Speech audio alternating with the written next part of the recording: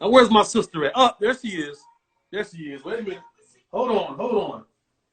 Let me get my sister on here. Let me get my sister on here.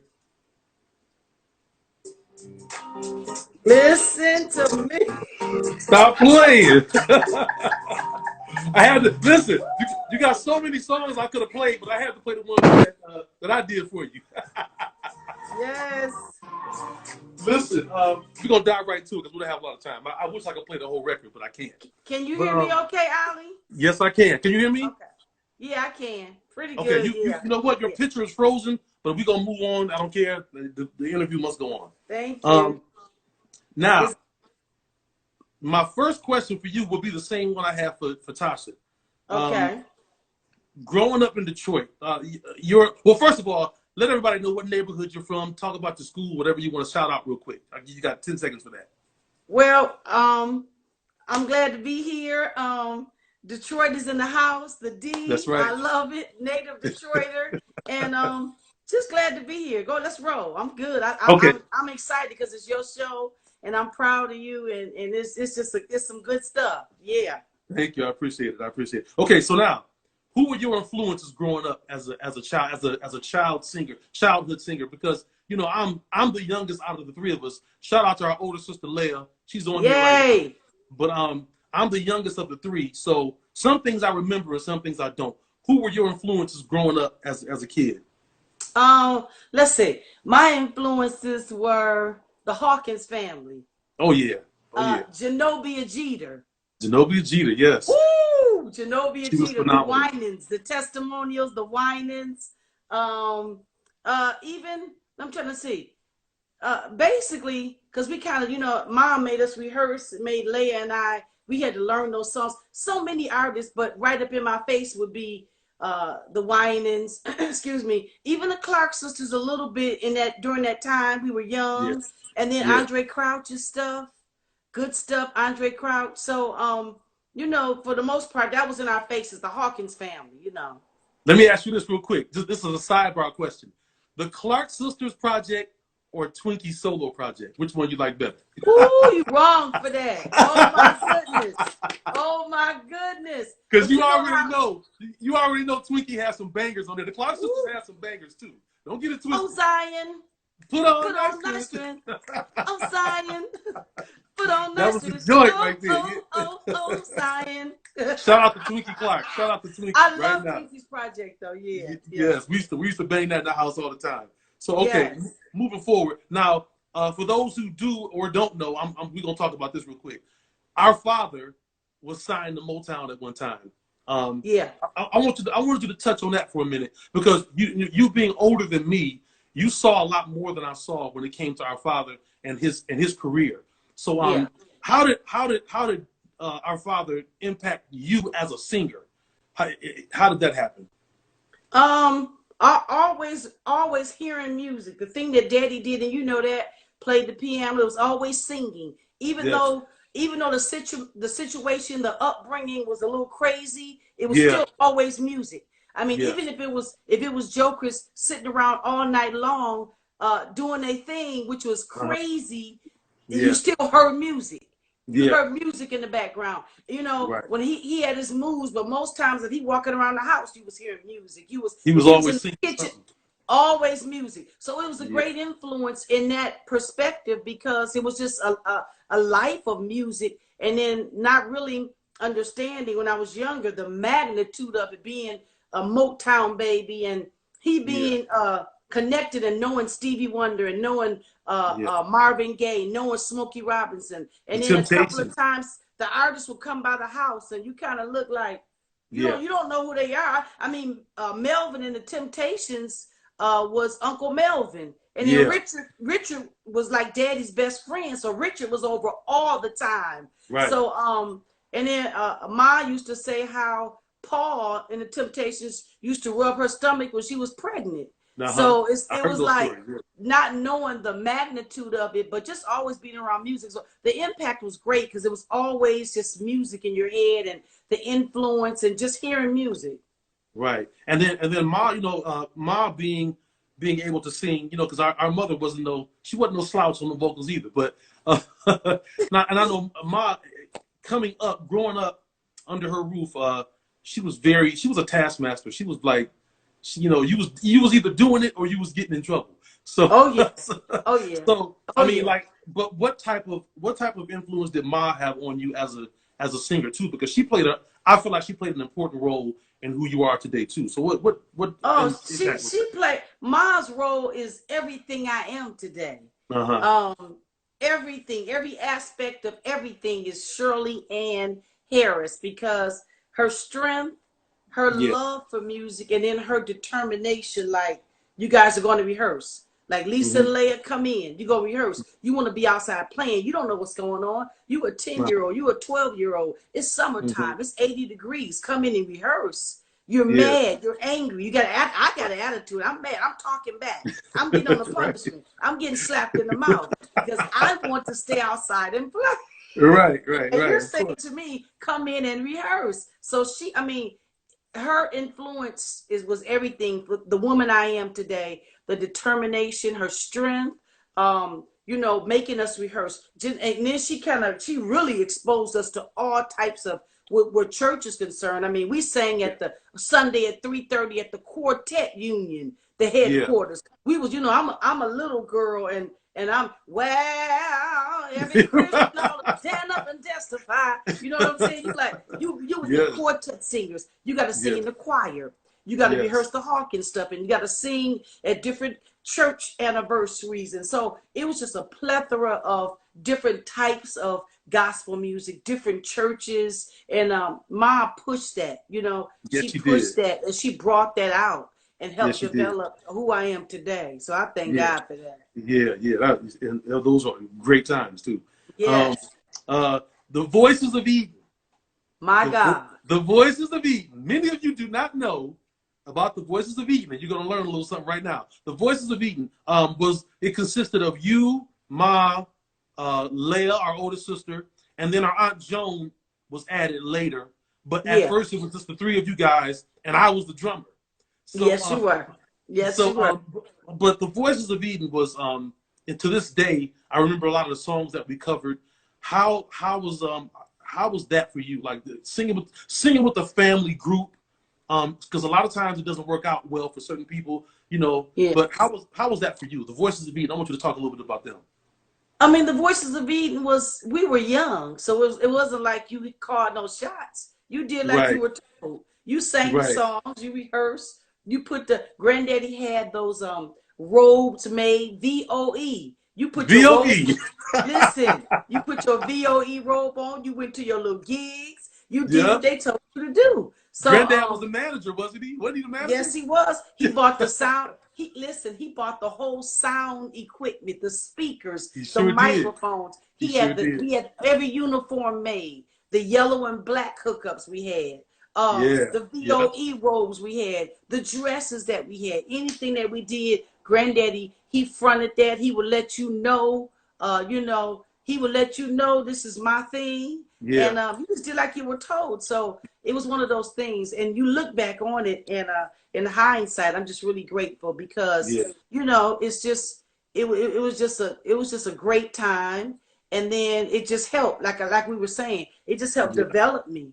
It helped Yeah. with cultivating the stuff Mhm. in you. So yeah. Absolutely. Yeah, it did. And Yes. it helped me Yes. as a musician because, and I'm really thankful that you guys even allowed me to be the drummer because, there was a lot of drummers that you guys could have picked, but, me being the baby brother, y'all believed in me. So I appreciate Listen, you had to play. that. Tommy Whitfield loved to hear you play. Yes, he Tommy did. Whitfield, Rance Allen. We would go up Grant to Town. Monroe, Michigan, and you would play. And different. I mean, they would love to hear you play. And sometimes you would get, you just did your little thing. It was irritating at home with pots and pans and a bunch of beating and all of that. But I mean, yeah, And my it was. daughter does that to this day. The same thing I do. So I got the curse. Oh wow. Okay. Okay. Then you Same started thing. playing at Bailey Cathedral. That's right. I sure You did. started Yeah. playing at Bailey Cathedral. So yeah, Yeah. it's been a long journey. Long journey. Yeah. But a great one though. Yes. So now after the Voices of Eden, you met a young musician by the name of Michael Allen Brooks. Well, during the Voices of Eden, should I say? During the Not voice, after. but I during the Voices of Eden, let me real fast. It's so crazy because Pastor Nick Edwards passed. Yeah, Nick Edwards Jr. But his father was the pastor then. New Testament Church of God in Christ used to have in the basement what we would call, was it the Chiska or something, or the something they had late night for the young people. And and at one particular time, the Voices of Eden had to sing at that. And the lights was kind of turned on. That gave us our secular feel, like we was worldly. Right. That gave us our secular thing. And I went over to the guy on the piano, and I didn't know and didn't really care. I mean, it was just, and so I was like, yeah, how you doing? And then he said, fine. I said, do you know Strange by the Hawkins? And he said, yeah. And so we would always sing. That was one of our songs that we covered and sang all the time. Strange, my burdens lighter. That was my joint too. I love that joint. My pathway brighter. So he said, yeah, I know it. And he played it not knowing that was Michael Brooks on the piano that night. So we went back to that years after we got married, and I was like, he said, remember you came over to me years ago at New Testament, and it was like, do you know Strange? That's a running joke right now. That's a running joke. We still talk about that when we're around each other. Do you know Strange? That's funny. But now, because soon after you met him, there was a group formed by Bishop Brooks. I call him Bishop Brooks because that's who he is to me.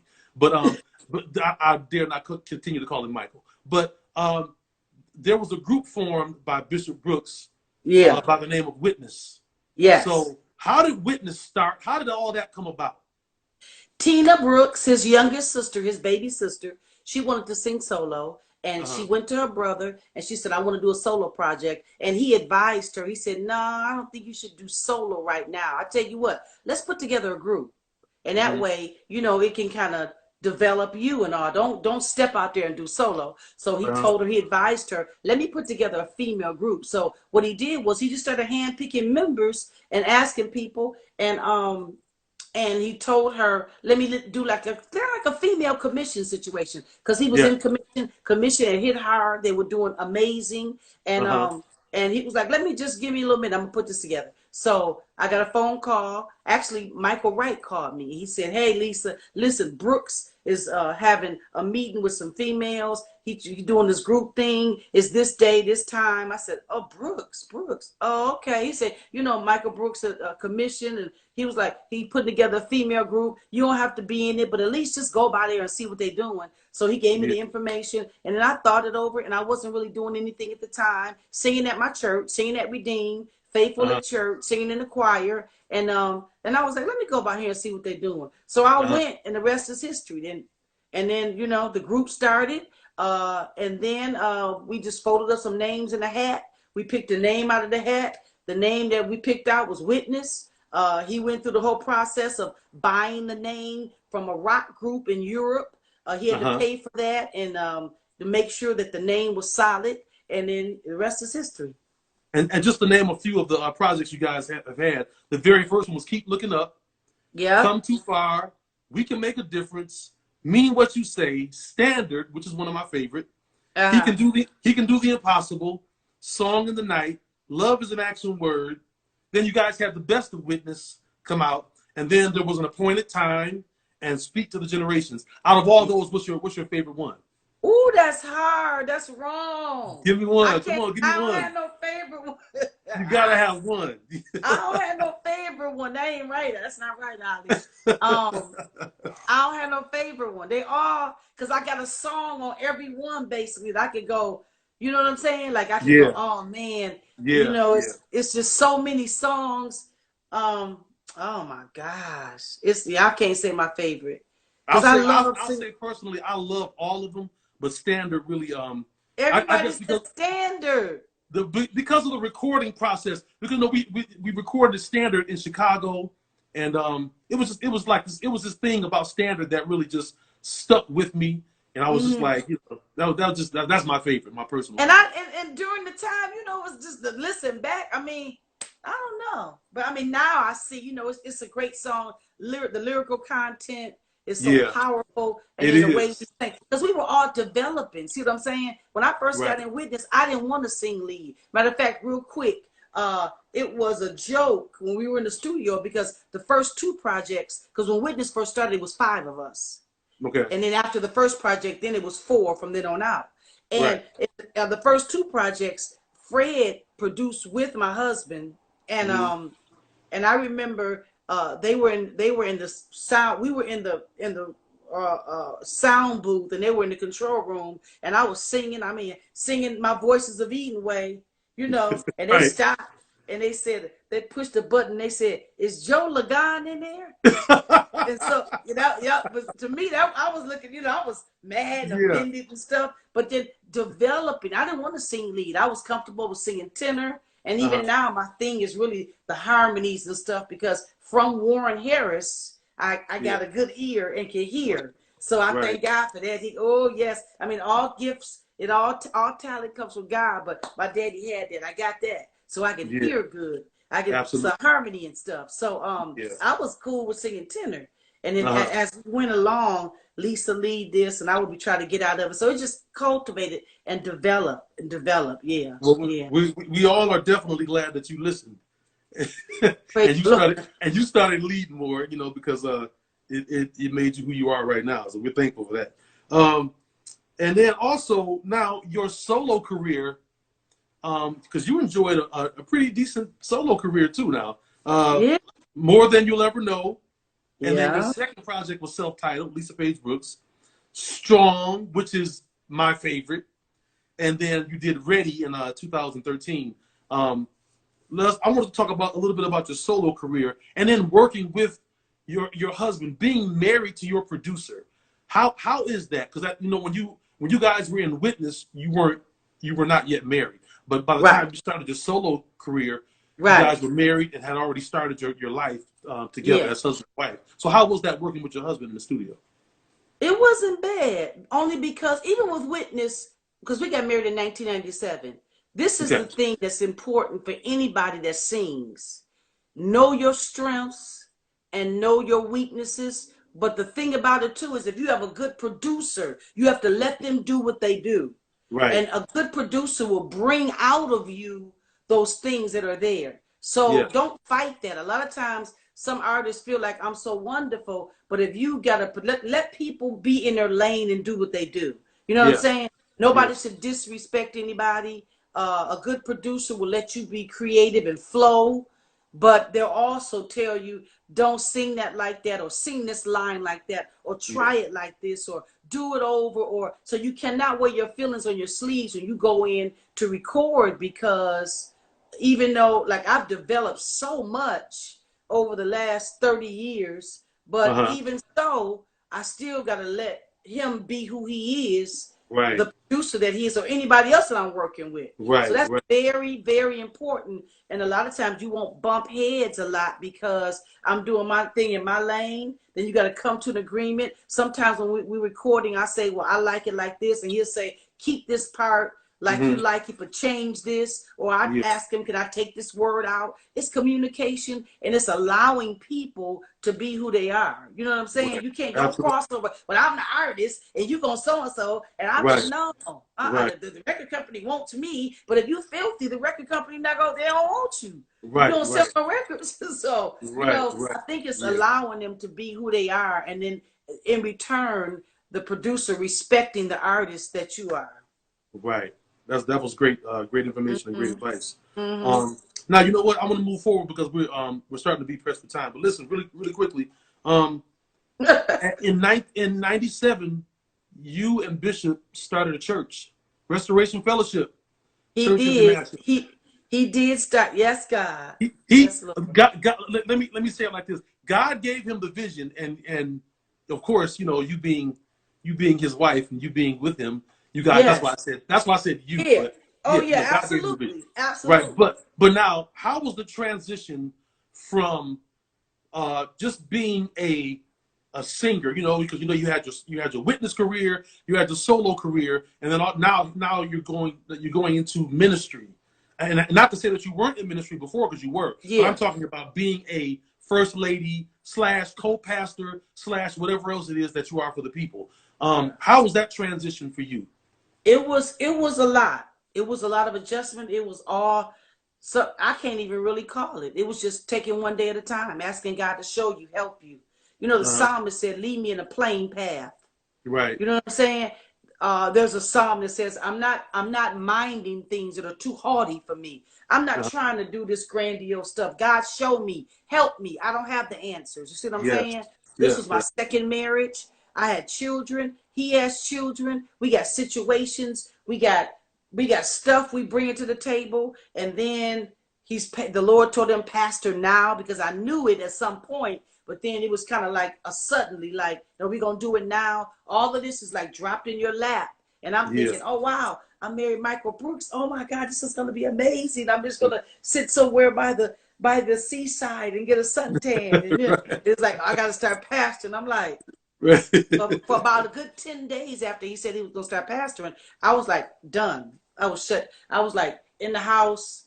2 clicks from, no, I wasn't depressed, but I was just kind of, I'm a people person, but it was still adjusting to this whole thing. And then what you see, I've seen pastors give everything and then leave this earth not to enjoy their families, not to enjoy the vision. This was all in front of me. So basically, you form decisions based on what you see, your experience. So I had to ask God to help me open my understanding with this. And then we had to do it in a way where, of course, God was glorified, but in a way where, you know, you're doing the best that you can. I heard Tasha saying that we didn't let them, you know, do the everyday stuff. And she learned a lot of stuff. Well, first of all, that first thing with that is, it's hard for PKs if you don't want to be saved.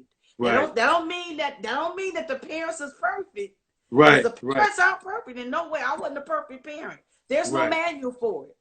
Parents make mistakes. Parents don't cross T's. They don't dot I's. You see what I'm saying? Any parent worth their salt wants the best for their children. And they sacrifice for their children. They give up everything for their children. You know what I'm saying? But at the same time, if you want God in a relationship, as he shows me, he shows you. So when you kick against it, then you have issues and stuff. But, you know, again, going back to it, it's no manual. It's like what to do, how to do it. You know, you know, they got a stepfather. How do you deal with it? You know, it's just a lot. It's a lot. That's why I tell people, even right now, to this day, after he became a pastor and I was a pastor's wife and all of this is happening, I tell people now, don't talk to me about pastors. I don't care if they're wrong. Pray for them. That's a whole other world. You don't have a clue. You see what I'm saying? Just pray for them, lift them up, hold them up. That doesn't mean you uphold them in wrong, but pray, because a real pastor has the heart of the people on them. See what I'm saying? Because they have a responsibility to the people, to their family, to their spouse, to their, you know what I'm saying? It's just, it's crazy. It's crazy, but God is faithful. Yes, he is. Absolutely. Yes, he is. That was awesome. I like that. Now, you know what? Really quickly, because we got like about 5 minutes. I want to ask you a couple more questions. Did Tasha get more minutes than me? No. See, I knew that was gonna happen. It's evened out. I evened it out. Evened out. She always talking on my time. I promise you, it's even. I promise. I'm gonna talk to the production manager. Go ahead. I'm talking. Shout out to my production manager, my wife, Kim. Please, thank you, Kim. I appreciate you. I'll say. Let me ask you this really quickly. Staying relevant in today's music. Today's music has changed, and it's continuing to change so much. How do you stay relevant in today's music? I stay relevant by doing what I do. That's how I stay relevant. Do what you do. I can't be nobody else. I can't be, as much as I love other artists. I love artists and not even gospel artists that have beautiful voices, that do amazing jobs, but I do what I do. You see what I'm saying? You do what you do. And if people love you, they love you. They don't want you to turn into somebody else. Your fan base, your people, you give them quality music. You give them anointed music. You give the lyrics, life-changing lyrics. You wrap that up in a sweet beat. And I look, because your work is phenomenal, Ali. So, you know, I love, you know, so this is the thing. You wrap that stuff up, but you do what you do. I can't sing like nobody else. You see what I'm saying? I'm just myself. So, that's just what it is. I know there's been a few times I've tried to give you tracks that I feel like, you know, you should do it like this, and you're like, nah, that ain't me. But and you know, and I respect that, because, you know, like you said, you got to do what you do and you got to stick to it. And but I got 2 more questions really quickly before we have to sign off. Okay. Top 5 dead or alive. Who's your top 5 dead or favorite alive? singers?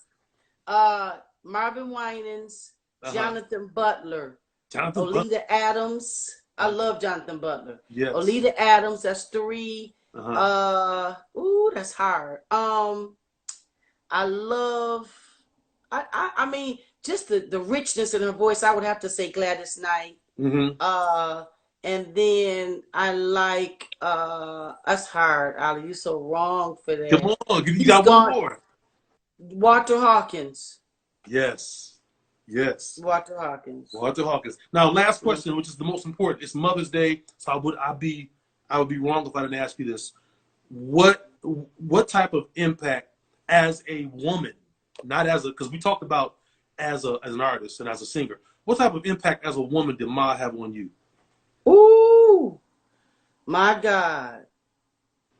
That's oh God. I'm glad we only got a few seconds because I ain't gonna lose it on here. I'm not gonna lose it. I'm not gonna lose it. Everything. This Ma was sweet. She was strong. She was like, just I mean, as a young girl, I gotta hurry up. But I told Ma one time after I got saved, I cried and told her, Ma, I'm so sorry for the times I said, you make me sick. I hate you. Get out leave me alone. She would put me on punishment. She would whoop. And not, at the time, you don't think for your good. You feel like this lady is crazy. You know what I'm saying? But she's been through so much in her life. Through so much in her life. And that's another thing that happened, that she went through so much to me. She didn't enjoy her life like she should have. And I'm determined I'm going to do it. I'm determined I'm going to live and not die and declare the works of the Lord. I'm determined I'm going to soar. I'm going to be everything God put Lisa on earth to be, because Shirley Ann Harris did not do it. And she had so much potential, beautiful, and could dance, could sing. They wanted her to be the centerfold model in the Jet magazine. They said no. And it was just, Ma was beautiful. And her life, she had such a rough time, and she loved God. So I mean, I know one day I'll see her in heaven, but until I get there, I'm living it up, because I know, it's just so many things, opportunities she never seized. So I just thank God I thank God every day for her. Every day. Yes. Absolutely. Yeah. And I do too as well. Now we got 1 minute and 14 seconds left. What's next for Lisa Page Brooks? What is next on the agenda? What should the people expect? The people should expect whatever. I'm more of the same. New music is coming. I'm preparing for my fashion show now, which I'm so excited about. I think I'm gonna take that on the road to a couple of cities once everything dies down. Nene's Closet, I'm gonna take it to Atlanta, Chicago, some other cities. Got some fashion shows in the cities. I love that. I love doing that. And yeah, just more of the same. Just stay close. 40 seconds. Listen, I want to thank you for coming on the show. I love you with all my heart. I love you, big sister, and I appreciate your support and everything you've done and everything that you are doing for us. And all right, we appreciate y'all. Tell Bishop I said what up. All right, love you. Keep doing it, Ollie. Love you. Okay, baby. Thank you. Love you too. Bye-bye. Okay, bye.